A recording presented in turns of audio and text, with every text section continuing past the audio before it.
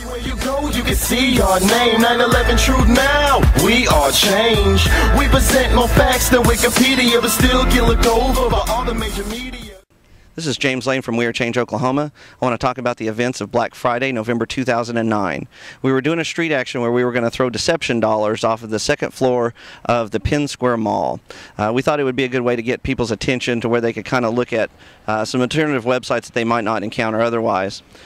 Once a few of the members had distributed the flyers, we went ahead and tried to exit the building.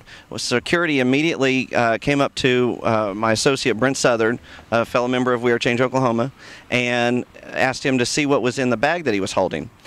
He declined and started to walk away. Well, as these men aggressively started to approach him, he decided to run because it looked like they were going to attack him. So he goes ahead and starts running. I follow him with a video camera to try to capture this on footage, on film. And as they're going around the corner, they yell, "Take him down hard," as they grab Brent and throw him to the ground. Several men piled on top of him, and I ran up to get this on film. As I'm filming this excessive use of force, they turn their attention towards me and tell me to turn the camera off. I explained to them, no, this is a single consent state and I can film anywhere I want to. As long as one party consents, it's completely legal, even on private property, and especially outdoors where there's no reasonable expectation of privacy. So as they approach me, I tell them to stand back, and I hold my hand up as the assault is coming towards me.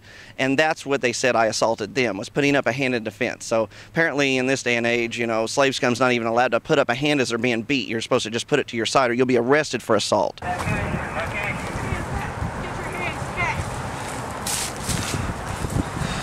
Hey, I'll put it where I want. You step back. Step back. Go to jail. It's a single consent state. I can film anywhere I want. You cannot. This is Don't touch me. property. You're assaulting me. I remember that they all piled on top of me. I had contusions on my forehead and my stomach, and then they were punching into my lower back, kicking into my back. I thought there was some permanent damage there, but luckily that healed up. They choked me to unconsciousness. As I started to come to, I remember them telling me that if I didn't stop resisting, they were going to mace me.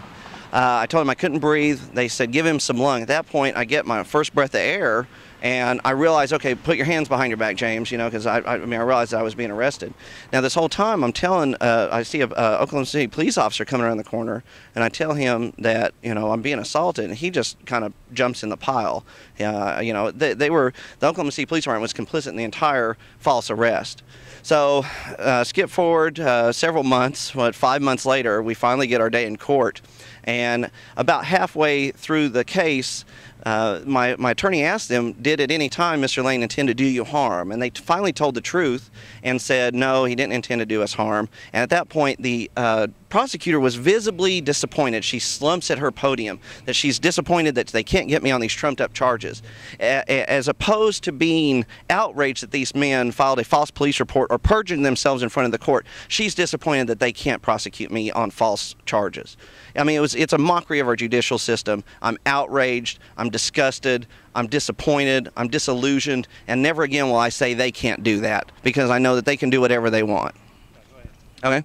We're standing now in front of the Oklahoma County Jail. This is where we got to spend the night for the false arrest for assault. I just want to make it clear, I'm 36 years old and I've never been arrested in my life, and I've never sued anybody. I'm not the type of person that just goes after people for money. I'm going after these guys because I want them to be sure and that they understand that they can't do this to people. I mean, they could wind up killing somebody someday. And I also want to encourage other activists out there to stand up for what's right. I know that the whole system is designed to intimidate you into copying a plea and saying that you're guilty of something that you didn't do. It's actually cheaper to go that route. And a lot of people can't afford justice.